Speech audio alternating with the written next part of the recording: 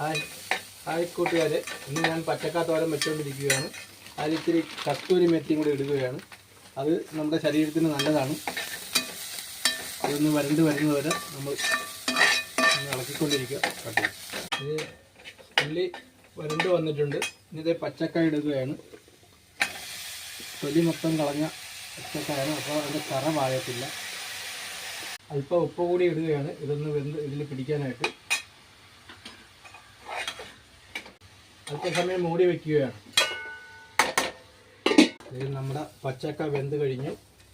ഇനിയിപ്പോൾ ഇതിൻ്റെ കൂടെ തേങ്ങാപ്പീരയാണ് ഇടുന്നത്. തേങ്ങയുടെ കൂടെ കുരുമുളക് പൊടിയും ജീരകവും കറിവേപ്പിലയും കൂടെ ഇട്ട് ഞെരട്ടിയതാണ്. തേങ്ങ മിക്സിയിൽ ഒതുക്കിയിട്ടില്ല. നമ്മുടെ പച്ചക്ക തോരൻ റെഡി ആയിട്ടുണ്ട്. അതിൻ്റെ കൂടെ അല്പം വെളിച്ചെണ്ണയും കൂടെ ഒഴിക്കുമ്പോൾ ഒന്നുകൂടി ടേസ്റ്റ് കിട്ടും. ഇത് അല്പം കറിവേപ്പിലയും കൂടെ ഇതിൻ്റെ കൂടെ ഇട്ട് ഇത് ഇറക്കുകയാണ്. ഇത് തോരൻ റെഡി.